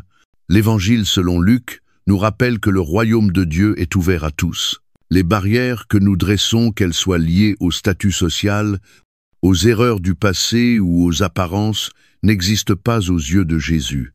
Son amour est radical, inlassable, inclusive. Et comme il a placé les marginalisés au centre de sa mission, il nous appelle à les placer au centre de nos vies, car en quittant nos zones de confort pour aimer ceux que le monde rejette, nous ne faisons pas que suivre l'exemple de Jésus, nous incarnons son message, et en agissant ainsi, nous découvrons que nous-mêmes, autrefois éloignés, sommes devenus les récipiendaires de cette même grâce qui transforme les exclus en fils et filles du roi. Et si suivre quelqu'un signifiait renoncer à tout ce que tu tiens pour précieux, ton confort, ta sécurité, tes relations, voire ta propre vie. Dans l'Évangile selon Luc, Jésus ne dissimule en rien les exigences de ceux qui veulent le suivre. Il n'embellit pas la vérité. Au contraire, il propose un chemin si radical qu'il ébranle les fondations mêmes de l'ambition humaine. Si quelqu'un veut venir après moi, qu'il renonce à lui-même, qu'il se charge chaque jour de sa croix et qu'il me suive. Luc 9, 23. Ces paroles ne sont pas une simple déclaration, elles sont une invitation à la transformation, un appel à vivre une vie marquée par le sacrifice, la foi et un but éternel. Dans un monde dominé par l'Empire romain, où la croix était symbole d'humiliation et d'exécution, cet appel de Jésus provoquait à la fois l'effroi et l'étonnement. La croix n'était pas un bijou ni une décoration. Elle représentait la mort publique, la soumission totale. Lorsque Jésus dit « Porte ta croix chaque jour », ce n'est pas une image poétique, c'est un appel à une vie de renoncement total. Un style de vie où suivre Christ peut signifier tout perdre jusqu'à la vie elle-même. Mais pourquoi quelqu'un choisirait-il une voie si exigeante? Parce que Jésus savait que la vie qu'il offre vaut infiniment plus que tout ce que ce monde peut promettre. Il poursuit en affirmant un paradoxe bouleversant. Celui qui voudra sauver sa vie la perdra, mais celui qui la perdra à cause de moi la sauvera. Luc 9, 24. CE Message. Aux yeux du monde, semble insensé. Comment perdre sa vie pourrait-il la sauver? Mais Jésus ne parlait pas de survie temporaire. Il annonçait la vie éternelle, celle qu'on ne peut trouver que dans l'abandon total à Dieu. Luc nous montre, tout au long de son évangile, à quoi ressemble cette vie de renoncement dans Luc 14, 25-33. Jésus s'adresse à la foule qui le suit et les met face à la réalité de leur engagement. Si quelqu'un vient à moi sans haïr son père, sa mère, sa femme, ses enfants, ses frères et sœurs, et même sa propre vie, il ne peut être mon disciple. Luc 14, 26. Ces paroles, à première vue, choquantes, ne sont pas un appel à la haine littérale, mais une façon de souligner que notre amour pour Jésus doit surpasser tout autre attachement. Le suivre, c'est le placer au-dessus de toute autre relation, aussi précieuse soit-elle. Il poursuit avec une image concrète. Qui d'entre vous, s'il veut bâtir une tour, ne s'assied d'abord pour calculer la dépense? Luc 14, 28. Comme un bâtisseur réfléchit avant de construire, Jésus invite chacun à peser le coût de la décision. Le suivre, ce n'est pas un choix à prendre à la légère, c'est accepter l'épreuve. Le riet, l'inconfort. Mais c'est aussi entrer dans une œuvre infiniment plus grande, un royaume qui ne passera jamais. Le récit du jeune homme riche illustre parfaitement ce défi. Luc 18, 18-30. Ce dernier vient à Jésus avec une question sincère. Que dois-je faire pour hériter la vie éternelle? Jésus lui rappelle les commandements qu'il affirme avoir suivis, mais ensuite vient l'épreuve du cœur. Il te manque encore une chose, vends tout ce que tu as, distribue-le aux pauvres, et tu auras un trésor dans le ciel. Puis viens et suis-moi. Luc 18, 22. Le jeune homme s'en va, attristé, incapable de renoncer à ses biens. Ce moment révèle une vérité essentielle. Être disciple de Jésus ne consiste pas à l'ajouter à notre vie, mais à lui donner notre vie. Ce n'étaient pas les richesses en elles-mêmes qui étaient le problème, mais l'attachement qu'il leur portait. Jésus ne lui demandait pas un sacrifice comme une punition, mais comme un chemin vers la liberté, et devant la difficulté de cette exigence, Jésus ajoute une promesse d'espérance. Ce qui est impossible aux hommes est possible à Dieu. Luc 18, 27. Même lorsque notre attachement au monde est fort, la grâce de Dieu peut nous libérer. Mais Jésus ne laisse pas ses disciples sans réconfort. Pour chaque sacrifice consenti, il promet une récompense bien plus grande. Lorsque Pierre lui dit « Nous avons tout quitté pour te suivre », Jésus répond « Il n'est personne qui ait quitté maison, femme, frère, parents ou enfants, à cause du royaume de Dieu, qui ne reçoivent beaucoup plus dans ce siècle-ci, et zéro, dans le siècle à venir, la vie éternelle. » Luc 18, 29-30. Oui, le coût est réel, mais la promesse est glorieuse. Dans notre vie moderne, que signifie porter sa croix chaque jour? Ce ne sont pas toujours des actes spectaculaires ou des sacrifices visibles. Parfois, cela se manifeste dans les choix silencieux et constants. Pardonner là où on préférerait se venger. Donner généreusement même quand c'est inconfortable. Défendre la vérité même si cela coûte l'approbation des autres. C'est choisir la volonté de Dieu plutôt que nos plans. C'est poser chaque jour un acte de foi, de fidélité, de confiance. Le discipulat est une décision quotidienne, un engagement à vivre selon une perspective éternelle. Jésus n'a jamais promis que le chemin serait facile. Au contraire, il nous a prévenus qu'il serait difficile, mais il a aussi promis qu'il en vaudrait la peine. La croix que nous portons ici-bas est lourde, mais elle nous conduit à une couronne impérissable. Nos sacrifices sont passagers, mais les récompenses sont éternelles. Et n'oublions pas que nous ne marchons pas seuls. Jésus a porté sa croix avant nous. Il a souffert, été rejeté, humilié, afin que nous ayons la force de le suivre. Sa résurrection est la preuve que toute souffrance offerte pour lui sera un jour transformée en gloire. C'est sa victoire qui nous donne l'assurance que rien n'est perdu quand c'est donné à Dieu. Alors, quelle est la croix que tu es appelé à porter aujourd'hui? Est-ce l'abandon d'un rêve, le lâcher-prise sur une attache terrestre, le choix de rester fidèle dans l'épreuve? Quelle qu'elle soit, souviens-toi, le prix de suivre Jésus est élevé, mais la récompense de lui appartenir est infiniment plus grande. Et dans cet abandon, tu découvriras la vérité profonde de l'Évangile. Ce n'est qu'en perdant ta vie que tu peux vraiment la trouver. Il arrive, dans chaque grande histoire, un moment décisif où le héros, pleinement conscient des dangers à venir, fixe les yeux sur son destin. Dans l'Évangile selon Luc, ce moment se résume par une phrase simple, mais d'une profondeur saisissante. Lorsque le temps approchait où il devait être enlevé au ciel, Jésus prit résolument la route de Jérusalem. Luc 9, 51. Il ne s'agissait pas seulement d'un déplacement géographique, mais d'une marche vers l'accomplissement d'un dessein éternel. Jérusalem n'était pas simplement la cité des rois ou des prophètes assassinés. C'était la scène choisie pour le plus grand des sacrifices, où l'agneau de Dieu offrirait sa vie pour le salut du monde. Le mot « résolument » est essentiel. Jésus savait exactement ce qu'il attendait, la trahison, la souffrance, la croix, mais il n'a pas reculé. Ses pas étaient fermes, dirigés par une obéissance totale et un amour inébranlable. Ce n'était pas la fuite d'un homme craignant la douleur, mais l'avancée déterminée d'un sauveur prêt à tout pour ceux qu'il aimait. Et sur ce chemin, il ne se replie pas dans le silence. Il continue à enseigner, guérir, aimer. Chaque étape devient une démonstration vivante de la compassion qui allait définir son sacrifice.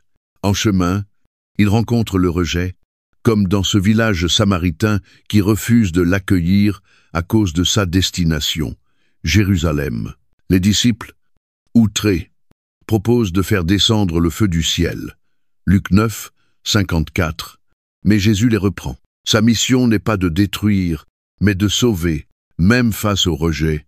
Il choisit la miséricorde. Cette miséricorde se manifeste à chaque détour du chemin. Sur les confins de Samarie et de Galilée, 10 lépreux l'appellent à distance. Jésus, Maître, aie pitié de nous. Luc 17, 13. Jésus leur dit simplement d'aller se montrer aux prêtres. En chemin, ils sont purifiés. Mais un seul, un Samaritain, revient, le remercier. Lève-toi, va, ta foi t'a sauvé. Luc 17, 19. Cette guérison n'était pas que physique, elle était spirituelle. Le remerciement du lépreux révèle une foi profonde, celle que Jésus attendait de tous. Mais cette marche n'était pas seulement marquée par des miracles, elle était empreinte d'une urgence spirituelle. Jésus enseigne en parabole, exhortant ses disciples à la persévérance et à la prière, comme dans l'histoire de la veuve persévérante. Luc 18, 1-8, ou encore à l'humilité sincère, à travers la parabole du pharisien et du publicain, Luc 18, 9-14. Il ne conduit pas ses disciples simplement à une destination géographique. Il façonne leur cœur pour la mission à venir. À l'approche de Jérusalem, l'ombre de la croix se dessine plus nettement. Pour la 3e fois, Jésus annonce sa passion. « Voici, nous montons à Jérusalem. » Et tout ce qui a été écrit par les prophètes au sujet du Fils de l'homme s'accomplira. Luc 18, 30 et 1-33. Il sera livré, bafoué, flagellé, tué, puis ressuscitera. Mais les disciples ne comprennent pas. Comment imaginer qu'un Messie puisse souffrir ainsi? Tout en eux résistait à cette idée. Pourtant, Jésus continue à incarner sa mission, chercher et sauver ce qui était perdu juste avant d'atteindre Jérusalem. À Jéricho, il croise la route de Zachée, petit de taille, méprisé pour sa richesse, mal acquise. Zachée grimpe dans un arbre pour apercevoir Jésus. Ce qu'il ne savait pas, c'est que Jésus l'avait déjà vu. Zachée, descends vite, car il faut que je demeure aujourd'hui dans ta maison. Luc 19, 5. La foule murmurait, scandalisée. Comment le maître peut-il entrer chez un tel homme? Mais pour Jésus, Zachée n'était pas défini par son passé, mais par la rédemption possible, touché. Zachée répond avec une foi tangible. Je donne aux pauvres la moitié de mes biens, et je rends au quadruple à ceux que j'ai trompés. Luc 19, 8. Jésus déclare alors, le salut est entré aujourd'hui dans cette maison. Luc 19, 9. Cet instant illustre à lui seul tout le but du voyage. Le Fils de l'homme est venu chercher et sauver ce qui était perdu. Luc 19, 10. Un homme rejeté devient témoin vivant de la transformation divine. La convoitise devient générosité, la honte devient joie. La culpabilité devient salut. À mesure qu'ils approchent de Jérusalem, l'excitation monte. Beaucoup espèrent un roi politique, un libérateur du joug romain. Mais Jésus sait que sa victoire ne se gagnera pas par l'épée, mais par la croix. Son règne ne s'établira pas par la force, mais par l'amour sacrificiel. Pourquoi? Alors, Jésus choisit-il ce chemin si volontairement? parce que son amour pour l'humanité est plus fort que la souffrance. Chaque pas vers Jérusalem est un pas vers la réconciliation entre Dieu et les hommes. Il est le seul capable de porter le poids du péché du monde et il l'accepte, non par devoir, mais par grâce. Ce chemin vers Jérusalem n'est pas seulement une chronique ancienne, il reflète aussi notre propre marche spirituelle. Nous aussi, nous passons par des étapes de sacrifice, d'incompréhension, de rayette, mais comme Jésus, nous sommes appelés à avancer avec foi. Sachant que le voyage a un sens plus grand que nos circonstances immédiates, car Jérusalem n'était pas la fin de l'histoire, c'était le commencement du plus grand acte de rédemption que le monde ait jamais connu. Et alors que nous marchons à sa suite, nous découvrons que nos propres chemins, même s'ils sont parfois douloureux, font partie de cette même histoire de salut. Oui, Jésus a tourné, son visage résolument vers Jérusalem, mais il tourne aussi son regard vers nous, et il nous appelle à le suivre, vers une vie de compassion, de mission et de victoire éternelle. Le chemin que Jésus avait entrepris avec résolution le conduit maintenant vers le chapitre le plus bouleversant de sa vie, sa passion. Mais ce n'est pas seulement une histoire de souffrance, c'est une révélation de l'amour divin, un amour capable d'endurer la trahison, l'humiliation, la douleur, et même la mort, pour le salut de l'humanité. Chaque pas de Jésus vers la croix n'était pas dicté par un destin inexorable, mais animé par l'amour. Sa passion n'a pas été quelque chose qu'il a subi, c'est une offrande qu'il a choisie librement. Tout commence dans le silence pesant du jardin de Gethsémané. Sous le voile de la nuit, l'atmosphère est tendue, comme si toute la création retenait son souffle. Jésus, sachant exactement l'agonie qui l'attend, tombe à genoux pour prier. Ses paroles ne sont pas une plainte, mais un acte de soumission. « Père, si tu le veux, éloigne de moi cette coupe. Toutefois, que ce ne soit pas ma volonté, mais la tienne qui se fasse. » Luc 22, 42. L'angoisse est telle que sa sueur devient comme des gouttes de sang. Luc 22, 44. Ce n'est pas une peur humaine ordinaire, c'est le poids spirituel du péché du monde qui commence à reposer sur lui. Peux-tu imaginer ce que c'est que de savoir que la colère sainte de Dieu va bientôt se déverser sur toi pour les fautes des autres? Et pourtant, dans cette vulnérabilité, Jésus reste fidèle. Sa prière n'est pas une tentative d'échapper à la souffrance, mais une démonstration d'un abandon total au dessein du Père. Et lorsqu'il se relève, ce n'est pas pour fuir, mais pour entrer pleinement dans l'épreuve. Le calme du jardin est brisé par l'arrivée de Judas, l'un des siens, à la tête d'une foule armée. Le baiser de la trahison déclenche la passion, mais même dans cet instant, Jésus demeure dans l'amour. Judas, c'est par un baiser que tu livres le Fils de l'homme. Luc 22, 48. Pierre, pris de panique, sort son épée et blesse un serviteur, mais Jésus guérit l'homme immédiatement et dit « C'est assez ». Luc 22, 51. Que, sinon lui, pourrait guérir au cœur de la trahison, offrir la paix à ceux qui viennent l'arrêter, emmener devant le Sanhédrin? Jésus subit une nuit de moqueries et de faux témoignages. Les chefs religieux, aveuglés par leur haine, l'interrogeant « Si tu es le Messie, dis-le nous ». Luc 22, 67. Sa réponse est simple, pleine de vérité. Vous le dites, je le suis. Luc 22, 70. Il ne se défend pas, ne cherche pas à se justifier. Il se tient là, silencieux, tel un agneau conduit à l'abattoir, accomplissant les paroles du prophète Ésaïe, Ésaïe 53, sept. Conduit ensuite devant Pilate, le gouverneur romain, Jésus est déclaré innocent, mais la foule s'enflamme. Exigeant la crucifixion, Pilate, cherchant à se décharger, l'envoie à Hérode, qui le ridiculise avant de le renvoyer. Le peuple, qui quelques jours plus tôt criait « Hosanna », hurle maintenant « Crucifie-le ». Luc 23, 20 et 1.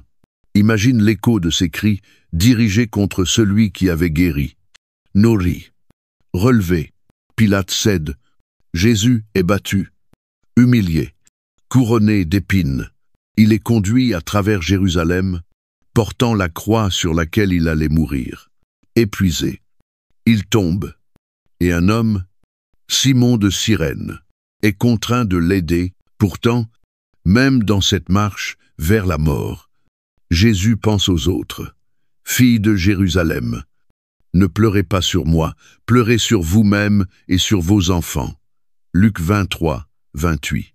Son cœur reste tourné vers la misère humaine, vers la rédemption du monde. Arrivé au lieu appelé Golgotha, le crâne Jésus est cloué à la croix. La douleur physique est indescriptible, mais le poids du péché du monde, invisible mais réel, rend ce moment d'une intensité cosmique. Et là, suspendu entre ciel et terre, il prononce des paroles qui défient toute logique humaine. « Père, pardonne-leur, car ils ne savent ce qu'ils font. » Luc 23, 34. Ce pardon ne s'adresse pas seulement aux soldats, il s'étend à l'humanité entière, à tous ceux qui oseront un jour se tourner vers lui. À ses côtés, 2 criminels sont crucifiés. L'un s'est moqué, l'autre se repent. « Jésus, souviens-toi de moi quand tu viendras dans ton règne. » Dit-il, Luc 23, 42, et Jésus, dans un souffle de grâce, lui répond, « Aujourd'hui, tu seras avec moi dans le paradis. » Luc 23, 43. Même à l'agonie, il sauve une âme, parce qu'il n'est jamais trop tard pour être sauvé. Alors que l'obscurité recouvre la terre, un tremblement se produit. Le voile du temple se déchire. Le symbole est puissant, la séparation entre Dieu et les hommes vient d'être déchirée. Avec son dernier souffle, Jésus crie, « Père, je remets mon esprit entre tes mains. » Luc 20, 46. Puis il meurt.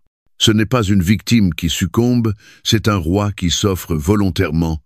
Plainement. La mort n'est pas la fin, mais le début de la rédemption. Même le centenier romain, témoin de cette scène, s'exclame, « Certainement, cet homme était juste. » Luc 23, 47. La croix, aux yeux du monde, semblait une défaite, mais dans le plan de Dieu, elle est la plus grande victoire de l'histoire. Jésus n'est pas mort en vain. Il est mort pour triompher du péché et de la mort. Mais que faire de tout cela? La passion du Christ n'est pas qu'un récit à contempler, c'est un appel personnel. Sa souffrance n'est pas abstraite, elle est pour toi, pour moi. Chaque coup, chaque épine, chaque souffle a été offert avec ton nom dans son cœur. Son amour n'est pas passif, il est actif, volontaire, coûteux et éternel. Alors que nous contemplons sa croix, la question demeure. Comment y répondons-nous? Restons-nous à distance, silencieux comme la foule? Ou nous approchons-nous avec foi, comme ce criminel repentant, car la croix n'est pas seulement un symbole de douleur, elle est une porte vers la grâce. Et par cette porte, Jésus nous invite à entrer dans une vie nouvelle, rachetée, transformée, car dans l'agonie de la croix, Jésus ne voyait pas seulement la souffrance, il voyait la joie devant lui, la joie de nous sauver, de nous réconcilier avec le Père, de briser pour toujours le pouvoir de la mort. Sa passion est l'acte d'amour le plus pur. Et par elle, il nous appelle à vivre enfin, dans la liberté que seul son sacrifice peut offrir. La terre avait tremblé, le ciel s'était obscurci, et le Sauveur avait rendu son dernier souffle pour ses disciples. La croix semblait être la fin, la chute tragique de toutes leurs espérances, l'effondrement douloureux des promesses auxquelles ils avaient cru, mais ce qu'ils ne savaient pas encore, c'est que l'histoire n'était pas terminée. Le silence du tombeau n'était que le prélude au moment le plus triomphant de toute l'histoire humaine. L'Évangile, selon Luc, nous emmène dans l'après de la résurrection, un après où le désespoir se mue en allégresse et où la mort est terrassée par la puissance irrésistible de la vie. Tout commence au matin du premier jour de la semaine.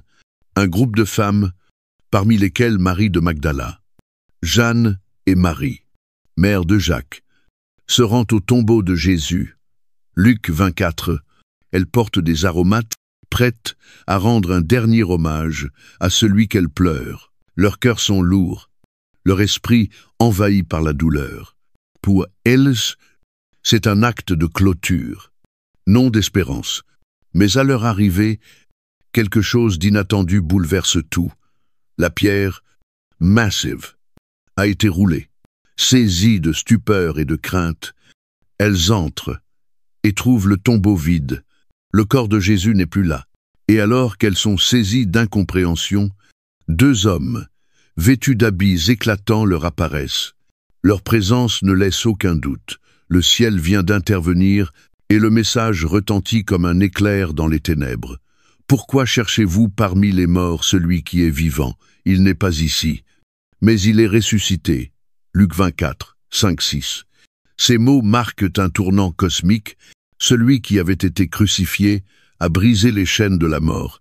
Ce que le monde croyait être une défaite était, en réalité, la plus grande victoire jamais remportée. Les femmes ne restent pas figées dans la peur, elles courent annoncer la nouvelle aux disciples, portées par une espérance renouvelée. Mais lorsqu'elles racontent leur découverte, on ne les croit pas. La résurrection semble trop belle, trop incroyable. Saul Pierre, troublé mais attiré par l'espoir, court au tombeau, il voit les linges laissés là, et repart, pensif, Luke 24-12. Il ne comprend pas encore que sa vie et le monde viennent d'être transformés à jamais.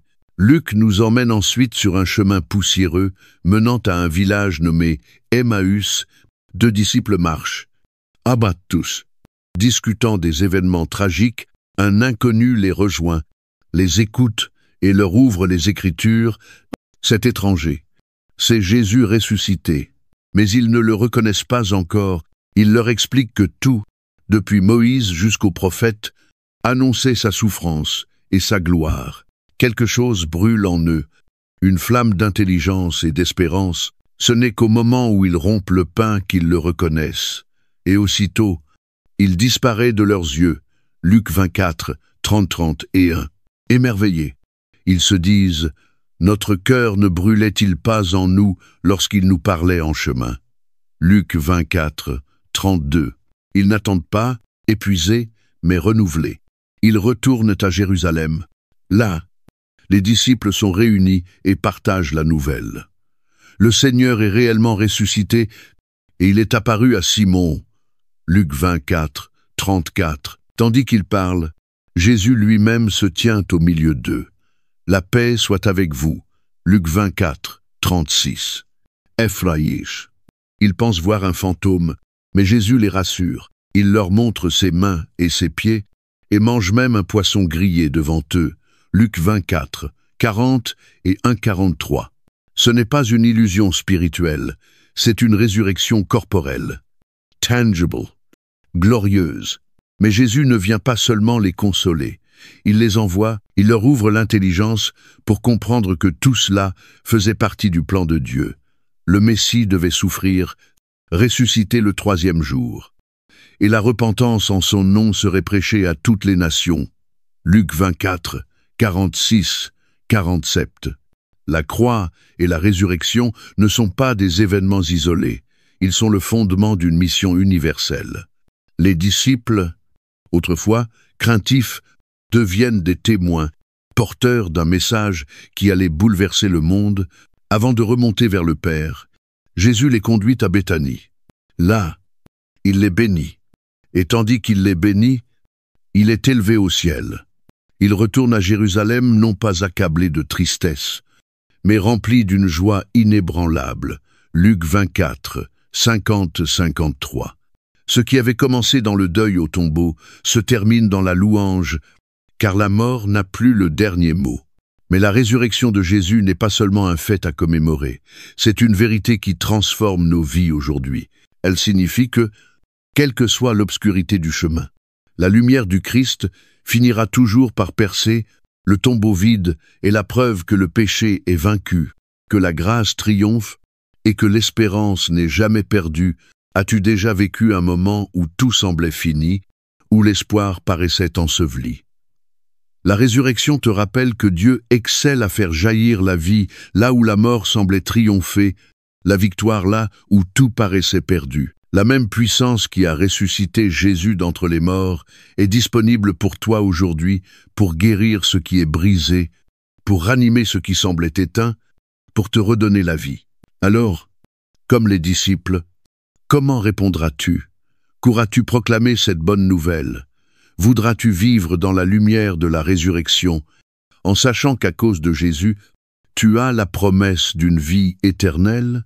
La résurrection n'est pas un souvenir figé, elle est une réalité vivante qui nous pousse à marcher avec foi, à aimer sans réserve et à espérer sans crainte, car dans ce tombeau désormais vide, Dieu a proclamé une vérité éternelle. La mort a été engloutie dans la victoire. Ô morte, où est ta victoire? Ô mort, où est ton aiguillon? 1 Corinthiens 15,55. Le Christ ressuscité est notre espérance vivante. Etenlau. Rien, absolument, rien ne pourra jamais nous séparer de la vie. Marchons donc, non comme ceux qui pleurent, mais comme ceux qui célèbrent. Le tombeau est vide, mais nos cœurs sont pleins. L'histoire de Jésus, telle que racontée dans l'Évangile selon Luc, n'est pas destinée à être simplement admirée. Elle est faite pour être vécue. Chaque parabole. Chaque miracle, chaque geste de compassion est une invitation qui dépasse les lignes du texte. Jésus n'a pas seulement prêché la miséricorde, il l'a incarnée. Il n'a pas seulement guéri des corps, il a restauré des vies et son appel reste clair. Suis-moi, vis cela. Que ma miséricorde devienne ton regard sur le monde. 0. Luc nous montre que la miséricorde n'est pas une option dans le royaume de Dieu, elle en est le battement de cœur. Ce n'est pas une émotion passagère, réservée au moment de pitié ou de confort. C'est une posture quotidienne, un mode de vie qui choisit de tendre la grâce, même quand elle semble imméritée, à travers ses rencontres avec les exclus, les pécheurs, les pauvres et les brisés. Jésus nous enseigne que la miséricorde est exigeante, parfois dérangeante, souvent coûteuse, mais aussi profondément transformatrice. La parabole du bon samaritain, Luc 10, 25-37, en est le modèle vivant lorsque le samaritain voit l'homme blessé au bord du chemin. Il ne demande pas « Est-ce qu'il mérite mon aide ?» Il ne se demande pas si cet homme s'est mis lui-même dans cette situation, ni s'il est du bon groupe, de la bonne foi, de la bonne origine. Il voit une personne humaine en détresse, et il agit avec compassion, il pense ses plaies, le prend en charge, paie ses soins, sans rien attendre en retour. À la fin, Jésus pose une question simple mais puissante. Qui s'est montré le prochain de l'homme blessé? Et la réponse est évidente. Celui qui a eu compassion de lui. Luc disait, 37. Mais Jésus ne s'arrête pas là. Il conclut par cet ordre qui traverse tout l'Évangile. Va, et fais de même. Ce n'est pas une option, c'est un envoi. La miséricorde implique un mouvement. Elle nous pousse à sortir de nos zones de confort, à franchir les frontières sociales, à regarder les autres non avec jugement, mais avec les yeux du Christ. Et Jésus ne nous laisse pas sans exemple. Le père du fils prodigue, Luc 15, 11-32, incarne cette miséricorde pure, celle qui court à la rencontre du fils perdu, avant même qu'il ait fini de parler. Le pardon précède même la confession, l'amour accueille avant que la faute soit expliquée. Voilà le cœur du Père, un amour qui restaure, qui élève, qui rend l'identité à celui qui l'avait perdu. Que cela signifie-t-il pour nous aujourd'hui? Que la miséricorde ne se limite pas à pardonner ceux qui s'excusent ou à aider ceux qui méritent notre aide. C'est s'engager dans la complexité du monde réel et aimer comme Dieu nous aime, sans condition. C'est reconnaître les acquets autour de nous, ceux que la société ignore ou méprise, et les inviter à la table. C'est se rappeler que la même grâce qui nous a sauvés est appelée à couler à travers nous vers les autres, mais la miséricorde n'est pas toujours confortable. Elle coûte. Jésus l'a prouvé sur la croix.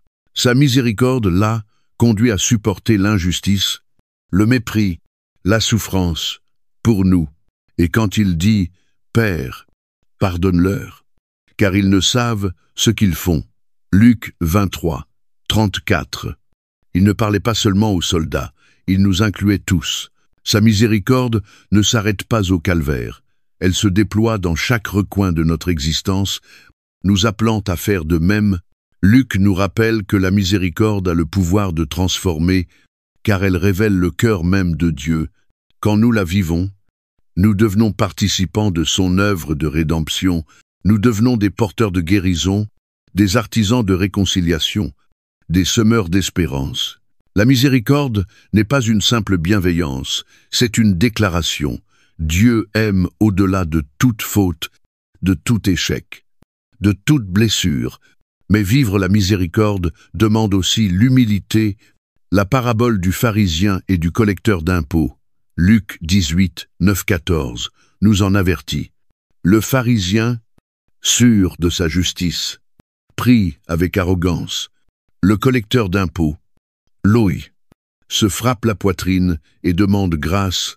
Et c'est Louis, dit Jésus, qui repart justifié, parce que la miséricorde commence toujours par reconnaître notre besoin de l'avoir reçue. Quand nous comprenons l'immensité de la miséricorde dont nous avons bénéficié, comment pourrions-nous ne pas la partager?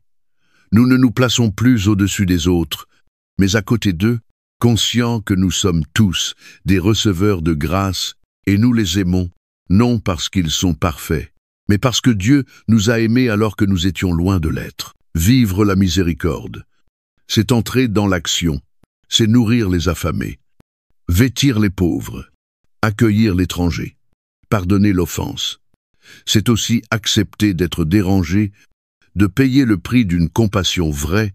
La miséricorde n'est pas toujours commode, mais elle est toujours féconde. Heureux les miséricordieux, car ils obtiendront miséricorde. Matthieu 5, 7. Alors, par où commencer? Par une question toute simple. Qui, autour de toi, gît aujourd'hui au bord du chemin? Blessé et oublié? Y a-t-il quelqu'un que tu as négligé, jugé ou considéré comme indigne de ton attention? L'Évangile selon Luc nous enseigne que la miséricorde ne se cache pas dans les grands gestes, elle s'exprime dans les décisions quotidiennes d'aimer comme Jésus. Ce monde a désespérément besoin de cette miséricorde. Il a besoin d'hommes et de femmes prêts à offrir la grâce plutôt que le jugement, la compassion plutôt que la condamnation, car la miséricorde du Christ n'est pas seulement une faveur que nous recevons, c'est un appel à donner, et en le faisant, nous entrons dans la mission que Jésus a commencée. Une mission toujours vivante, toujours active, et encore capable de transformer le monde aujourd'hui. Alors, en refermant ce voyage à travers l'Évangile de Luc, souviens-toi que l'histoire ne s'arrête pas là. Elle continue, à travers toi. Va et fais de même, vis la miséricorde. Sois les mains et les pieds de Jésus. Car dans chaque acte de pardon, de tendresse, de justice et de bonté, l'Évangile ne reste pas une lecture. Il devient une vie incarnée. Relevons ce défi, laissons la miséricorde couler à travers nous, guérir, restaurer, illuminer les lieux les plus sombres, car au fond, l'Évangile de Luc n'est pas seulement un message d'espérance, c'est un appel vibrant à l'action. Es-tu prêt à porter cette lumière autour de toi? Commente ci-dessous et partage ce que tu choisis de vivre.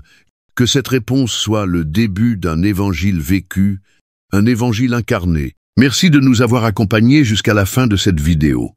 Chaque récit biblique est un chemin de retour vers Dieu, discret mais puissant, qui nourrit notre foi jour après jour.